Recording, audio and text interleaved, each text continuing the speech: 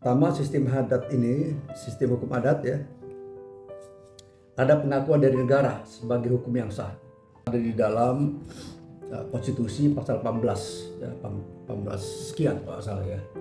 Jadi di dalam konstitusi ada pengakuan hukum adat, tetapi tentunya hukum adat ini hukum adat yang masih eksis ya. Jadi hukum adat yang masih ada prakteknya, masih berlaku ya, masih eksis. Jadi bukan hanya sekedar dia pakai adat terus kemudian mengaku hukum adat ya, tapi betul-betul real dia praktek adat. Misalnya adat Baduy itu jelas tuh, atau ada di daerah yang apa namanya, di daerah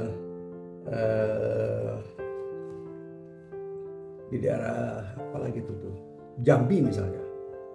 Ini 18 ayat 2 mengatakan negara mengakui dan menghormati kesatuan masyarakat adat beserta hak-hak tradisionalnya sepanjang masih hidup. Ya, masih hidup dan sesuai dengan perkembangan masyarakat dan prinsip negara kesatuan Republik Indonesia yang diatur dalam undang-undang. Jadi jelas. Ilmiah hukum adat ini, istilah hukum adat diperkenalkan oleh Snok-Hogronje. Ya, Snok-Hogronje menulis buku tahun 1906 di Agenis. Ya, ini yang translate. Ya. Kemudian pada tahun 1893 istilah hukum adat sebagai adat rah ya di dalam sistem hukum Hindia Belanda ya, untuk memberi nama pada satu sistem pengendalian social control yang hidup dalam masyarakat Indonesia.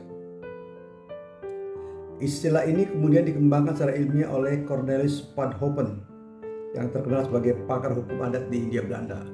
Dan sampai hari ini ada namanya Institut van Hopen di Leiden, yang kalau kita mau belajar hukum atau belajar hukum adat misalnya ya, kita akhirnya ke Leiden salah satu referensi ya, di samping mungkin ke Universitas Indonesia atau Universitas Gadjah Mada. Sistem hukum adat memiliki corak hukum adat sendiri. Adapun corak hukum adat sebagaimana dikatakan oleh Muhammad Kusno. Muhammad Kusno adalah guru besar dari Airlangga ya. Jadi Muhammad Kusno mengatakan antara lain segala macam bentuk rumusan hukum adat yang berupa kata-kata adalah suatu kiasan saja. Menjadi tugas kalanya menjalankan hukum adat untuk banyak mempunyai pengetahuan dan pengalaman agar mengetahui berbagai kemungkinan adat kiasan dimaksud. Masyarakat sebagai keseluruhan selalu ya menjadi pokok perhatiannya. Artinya dalam hukum adat kehidupan manusia selalu dilihat dalam wujud kelompok sebagai satu kesatuan penuh. Hukum adat lebih mengutamakan bekerja dengan ajas-ajas pokok. Artinya dalam lembaga-lembaga adat, hukum adat diisi menurut tuntutan waktu, tempat, dan keadaan serta segalanya diukur dengan ajas pokok, yaitu kerukunan, kepatuhan, dan kesalahan dalam hidup.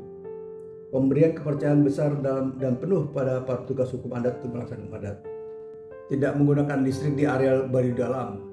Kemudian bercocok tanam, ada mekanismenya, misalnya berbagai jarak antara satu pohon dengan yang lain. Demikian juga dalam penebangan pohon misalnya ya. Dan di adat itu di daerah Baduy Dalam hampir-hampir tidak pernah terjadi longsor ya, tidak pernah ada kekacauan, tidak ada kasus-kasus besar ya, apalagi kasus korupsi, kasus pembunuhan juga hampir-hampir nggak ada. Kalau ada diselesaikan secara adat baru diserahkan pada negara. Jadi itu kesepakatannya. Nah, sementara dari segi unsurnya, sistem hukum adat memiliki beberapa unsur, yaitu sebagai berikut.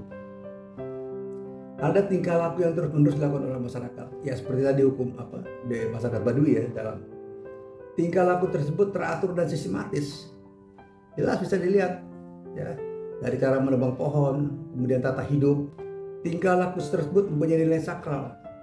Sakral artinya harus dipatuhi, nggak boleh dilanggar. Kalau Anda dilanggar, Anda dikeluarkan dari warga masyarakat Baduy Dalam, dikeluar. Adanya keputusan kepala adat, ada sanksi akibat jelas ya, itu Jadi penelitian paling bagus adalah penelitian suku baku dalam. Tidak tertulis, iya tidak tertulis, tapi kemudian orang membukukan sebagai satu kajian ilmiah, ya supaya lebih gampang dipahami. Ditaati dalam masyarakat. Ini jelas, ditaati dalam masyarakat. Ya. Nah, Pak Suryono Sukanto merinci lagi, Profesor Suryono Sukanto merinci lagi unsur-unsur pokok dari hukum adat. Pertama, kepercayaan, ya pasti ini ya, menyangkut ritual, perasaan, ya, tujuan, kaidah, kedudukan, peranan dan pelaksanaan peranan, tingkatan atau jenjang, sanksi, kekuasaan dan fasilitas. Nah, kalau tingkatan jenjang ada, kepala adat, pelaksana adat, ya seperti itu strukturnya. Jadi hukum adat adalah sistem hukum yang dikenal dalam lingkungan kehidupan sosial Indonesia dan negara-negara Asia lainnya seperti Jepang, ya, Jepang, India, Tiongkok, negara Afrika seperti Tanzania dan Kenya. Jepang, dia masih pelihara tuh adatnya, ya berkaitan dengan agama Shinto, ya. Ke kuil misalnya beberapa waktu tertentu, berpakaian yang bagaimana, ya kemudian berperilaku dalam kuil, itu adatnya begitu. Ini sumber dari sistem hukum adat adalah peraturan-peraturan hukum tidak tertulis yang tumbuh dan berkembang dan dipertahankan dengan kesadaran hukum masyarakatnya. Selanjutnya, peraturan-peraturan yang tidak tertulis dan tumbuh kembang dan berkembang menyebabkan sistem hukum adat memiliki kemampuan menyesuaikan diri dan elastis. Luar biasa ya hukum adatnya.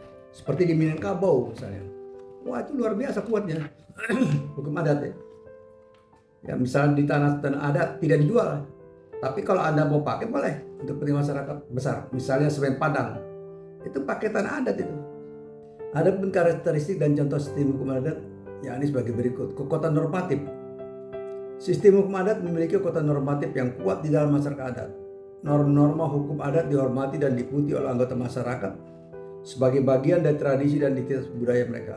Contoh di daerah-daerah wilayah Indonesia memiliki adat dan budaya sendiri, ya seperti Baduy Dalam dan masyarakat Minangkabau.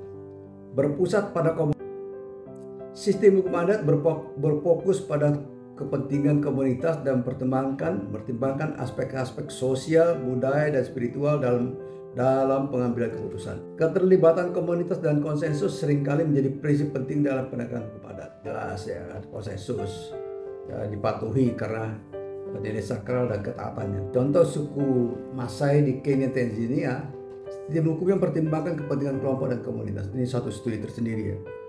Keunikan dan fleksibilitas. Setiap sistem hukum adat memiliki karakteristik dan norma yang unik sesuai dengan budaya dan tradisi masyarakat yang mengenalkannya.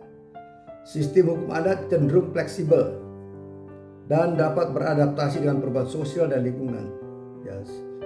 Ya seperti misalnya di Kenya ya, atau di Minangkabau, ya, atau di Baduy Dalam. Itu fleksibel tuh. Kalau Anda tidak bisa ikut sistem hukum adat, Anda keluar dari masyarakat adat itu.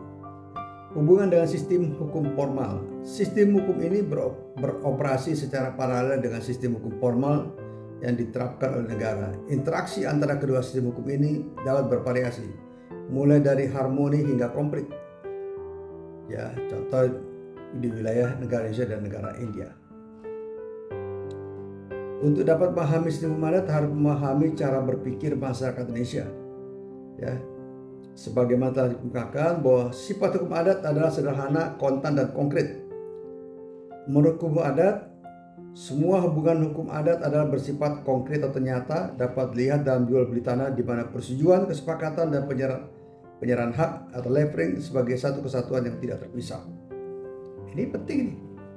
Ya, misalnya pemakaian hukum adat, ada bayar adat segala macam dan dilaksanakan.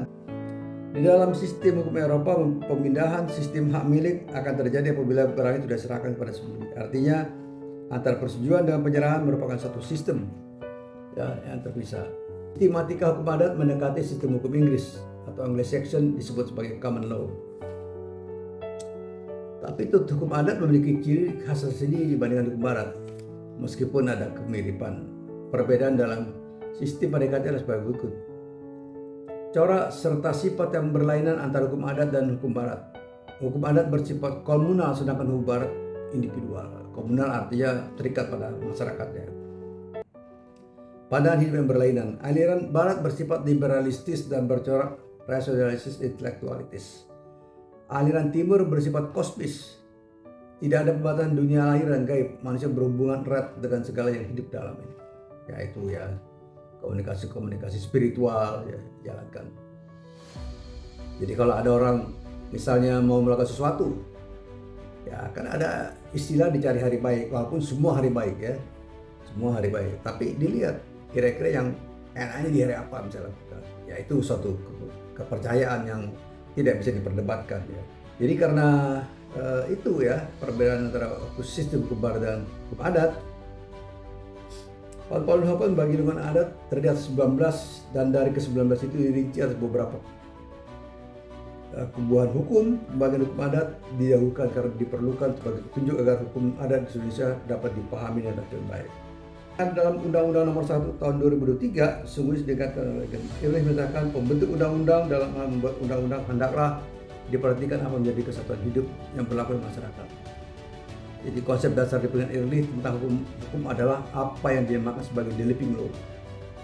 Hukum positif yang baik dan efektif adalah hukum yang sesuai dengan the living law dari masyarakat yang mencerminkan nilai-nilai hidup. Tidak bisa komplain. Ya.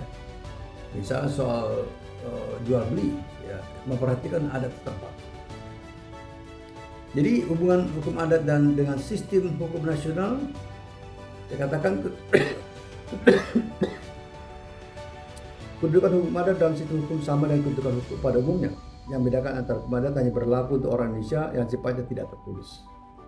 Ya, berlaku. Kita di Minangkabau ya, di Minangkabau.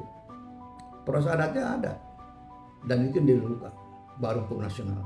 Demikian juga di Papua ya. Nah, kalau dilihat ya di dalam Undang-Undang Nomor 1 Tahun 2003 tentang kitab hukum-hukum acara pidana, hukum pidana, ya. Tapi ini mengakui sudut pandang hukum adat dalam hukum pidana ini. Ya, nah ini yang kemudian ada pengakuan hukum adat, misalnya di Provinsi Aceh kita mengakui kanon ya sebagai masyarakat adat.